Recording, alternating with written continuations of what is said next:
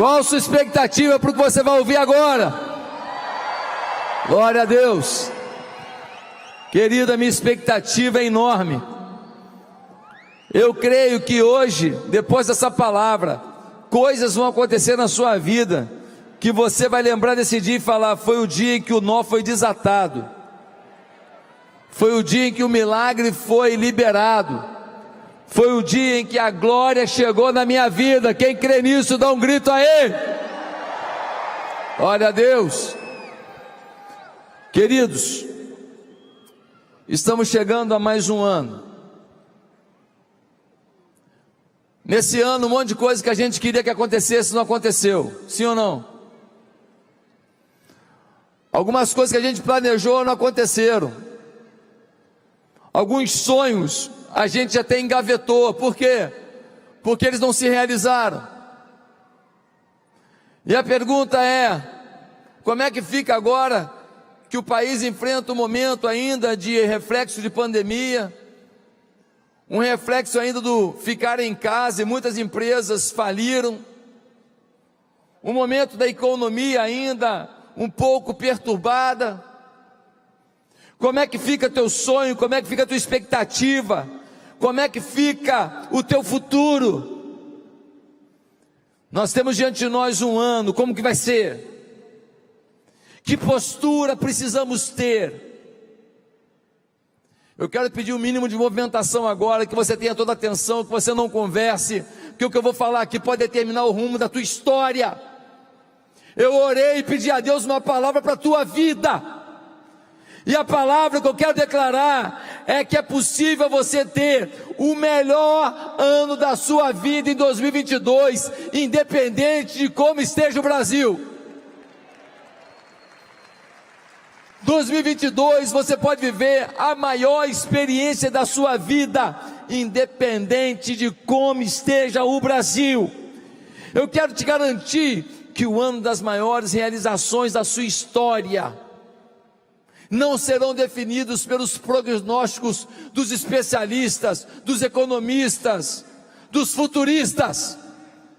Quem vai definir o rumo da tua história, para onde você vai e o que você vai atingir esse ano, não serão os comentaristas do mundo, mas o teu comentário vem do céu, vem de Deus sobre a tua vida. Queridos, eu quero lembrar você o que diz o Salmo 91, versículos 7 a 11. Ele diz assim: caiam 1000 ao teu lado e 10.000 à tua direita, tu não serás atingido. Somente com os teus olhos contemplarás e verás o castigo dos ímpios, pois disseste: o Senhor é o meu refúgio.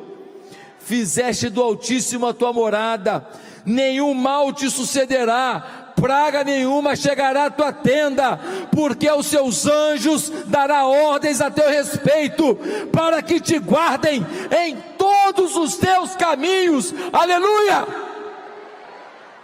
É essa promessa que Deus faz a cada um de nós hoje aqui, e eu quero profetizar em nome do Altíssimo, que 2022 será o ano mais lindo, mais maravilhoso, exponencial, extraordinário da tua vida.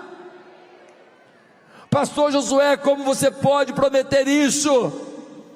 Duas coisas que você precisa entender. A primeira coisa, você precisa entender que Deus quer isso. Deus quer que você floresça, Deus quer a tua felicidade, Deus quer a tua conquista, Deus quer o raiar, o romper de glória na tua vida, Deus quer a tua família feliz, Deus quer a paz na tua casa, Deus quer a soberania dele na tua história, Deus quer a conquista na tua empresa, Deus quer a bênção sobre a tua vida. Nosso Deus é um Deus de riqueza, de milagre. Deus está desesperado por isso. E talvez você diga: pastor, então por que ele não fez ainda? Por que eu estou passando por isso no casamento, por isso das minhas finanças, por isso da minha empresa, por isso com o meu filho, por isso com a minha mulher, por isso com o meu pai? Por que então que não aconteceu? Tem uma segunda coisa que você precisa entender: câmeras em mim. A segunda coisa que você precisa entender é que Deus age em cima de posicionamentos nossos. Deus quer para a tua vida o melhor, a bênção, o milagre, mas Deus trabalha em cima dos teus posicionamentos. Ah, pastor, quer dizer então que Deus tem regras, e a cada passo do homem, Ele vai colocando o seu poder, e se necessário até o seu milagre? É isso aí. Você dá um passo, e Deus coloca o que você precisa para dar mais um passo. Você dá outro passo, e Deus coloca o que você precisa para mais um passo. E você dá mais um passo, e Deus coloca aceleração na tua vida, para você chegar onde tem que chegar. Mas se você não der seu passo, Deus não dá o passo por você. Ah, pastor, dá um exemplo disso. Multiplicação dos pães. Ele pediu primeiro para ver o que tinha lá. Recolhe os 5 pães e os 2 peixes. Agora eu vou fazer um milagre. Quando Bartimeu estava lá cego, Senhor, tem misericórdia de mim. Ele falou, o que você quer que eu te faça? Se Bartimeu falasse, estou até acanhado de falar, não ia acontecer nada. Bartimeu falou, sou cego e quero ver. Declarou pela fé, aconteceu. Quando aquela mulher cananeia estava com a filha endemoniada, foi até Jesus e falou para Jesus, Jesus, quero que o Senhor liberte a minha filha, liberte a minha filha. Jesus falou para ela assim, você não é do meu povo, você é cananeia, está querendo o quê? Falou, não quero nem saber, eu vivo da migalha que o Senhor me der, mas a migalha do Senhor faz diferença na minha filha. E a filha foi curada. Tudo começa contigo. O teu milagre começa contigo, com a tua atitude em relação ao teu Deus, com a tua postura em relação ao teu Deus. Queridos, esse ano será o maior ano da nossa história, como pessoas e como igreja, mas nós temos que ter posicionamento. Repete comigo, temos que ter posicionamento. E eu queria ler um texto com você, que explica para a gente que posicionamento é esse. Se nós queremos ter o melhor ano da nossa vida, e nós vamos ter, quais são os posicionamentos que nós temos que ter? Abra sua Bíblia em Êxodo capítulo 14, Êxodo, segundo livro da Bíblia, capítulo 14,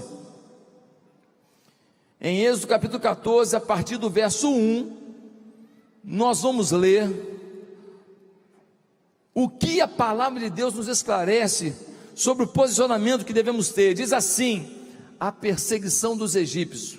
Você sabe que o povo de Israel saiu da escravidão do Egito. Moisés foi lá libertar o povo, 10 pragas foram enviadas sobre o Egito. Na 10ª praga, morreu o filho primogênito do faraó. Finalmente o faraó permitiu que o povo de Israel saísse da escravidão, da humilhação, e fosse em direção à terra prometida a Abraão, uma terra que mana leite e mel. É a terra de Israel de hoje, uma terra fantástica, maravilhosa, uma terra que tem uma das maiores reservas de água de todo o Oriente, que é o Mar da Galileia.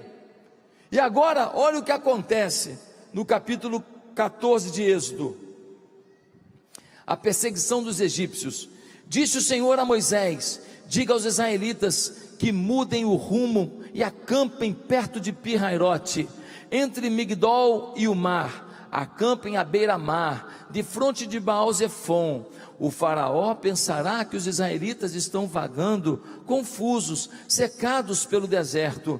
Então endurecerei o coração do faraó, e ele os perseguirá. Todavia eu serei glorificado por meio do faraó e de todo o seu exército, e os egípcios saberão que eu sou o Senhor. E assim fizeram os israelitas, contaram ao rei do Egito que o povo havia fugido. Então o faraó e os seus conselheiros mudaram de ideia e disseram, o que foi que fizemos? Deixamos os israelitas saírem e perdemos os nossos escravos? Então o faraó mandou aprontar a sua carruagem e levou consigo o seu exército. levou todos os carros de guerra do Egito, inclusive 600 dos melhores desses carros, cada um com um oficial no comando. O Senhor endureceu o coração do faraó, rei do Egito, e este perseguiu os israelitas, que marchavam triunfantemente. Os egípcios, com todos os cavalos e carros de guerra do faraó, os cavaleiros e a infantaria, saíram em perseguição aos israelitas, e os alcançaram quando estavam acampados à beira-mar, perto de Pi-Hairote, de fronte de Baal-Zefon. Ao aproximar-se o faraó, os israelitas olharam e avistaram os egípcios que marchavam na direção deles, e aterrorizados clamavam ao Senhor. Disseram a Moisés: foi por falta de túmulos no Egito que você nos trouxe para morrer no deserto? O que você fez conosco, tirando-nos de lá? Já lhe tínhamos dito no Egito: deixe-nos em paz, seremos escravos dos egípcios, antes de ser escravos dos egípcios, do que morrer no deserto. Moisés respondeu ao povo: não tenham medo, fiquem firmes e vejam o livramento que o Senhor lhes trará hoje, porque vocês nunca mais verão os egípcios que hoje vêm. O Senhor lutará por vocês, tão somente acalmem-se. Disse então o Senhor a Moisés: por que você está clamando a mim? Diga aos israelitas que sigam avante. Erga a sua vara, estenda a sua mão sobre o mar, e as águas se dividirão, para que os israelitas atravessem o mar em terra seca. Eu, porém, endurecerei o coração dos egípcios, e eles os perseguirão, e serei glorificado com a derrota do faraó, e de todo o seu exército, com seus carros de guerra e seus cavaleiros. Os egípcios saberão que eu sou o Senhor, quando eu for glorificado com a derrota do faraó, com seus carros de guerra e seus cavaleiros. A seguir, o anjo de Deus, que ia à frente dos exércitos de Israel, retirou-se, colocando atrás deles. A coluna de nuvem também saiu de frente deles e se pôs atrás. Entre os egípcios e os israelitas, a nuvem trouxe trevas para um e luz para o outro, de modo que os egípcios não puderam aproximar-se dos israelitas durante toda a noite. Então Moisés estendeu a mão sobre o mar, e o Senhor afetou o mar e o tornou em terra seca, com um vento forte oriental que soprou toda aquela noite. As águas se dividiram, e os israelitas atravessaram pelo meio do mar em terra seca, tendo uma parede de água à direita e outra à esquerda. E os egípcios os perseguiram, e todos os cavalos, carros de guerra e cavaleiros do faraó foram atrás deles até o meio do mar. No fim da madrugada, do alto da coluna de fogo e de nuvem, o Senhor viu os exércitos dos egípcios e os pôs em confusão, fez que as rodas dos seus carros começassem a soltar-se, de forma que tinham dificuldade em conduzi-los, e os egípcios gritaram: vamos fugir dos israelitas, o Senhor está lutando por eles contra o Egito. Mas o Senhor disse a Moisés: estenda a mão sobre o mar, para que as águas voltem sobre os egípcios, sobre os seus carros de guerra e sobre os seus cavaleiros. Meus amados, todos nós conhecemos essa história. O faraó libertou o povo, falou: pode ir embora, não aguento mais, meu filho morreu. 10 pragas e a última, meu filho morreu. Só que depois de um tempinho ele se arrependeu e falou: a força produtiva do meu povo são os escravos, os israelitas. Não vão embora coisa nenhuma, vamos atrás deles. Ele pegou todo o seu exército, pegou suas carruagens, pegou seus cavaleiros, pegou sua infantaria e foi atrás. Quando eles avistam o povo de Israel, o povo está de frente ao Mar Vermelho, não tem para onde correr, não tem para onde fugir, não tem como sair daquela situação. O povo começa a murmurar, falar um monte de coisa: a gente vai morrer aqui. E então Moisés diz: fiquem tranquilos e vejam o que Deus vai fazer. E aí Moisés começa a orar. Chega uma hora que Deus fala para ele: Moisés, hora de mandar o povo avançar. E o povo começa a avançar. O Mar Vermelho se abre, o povo passa com terra seco e chega do outro lado.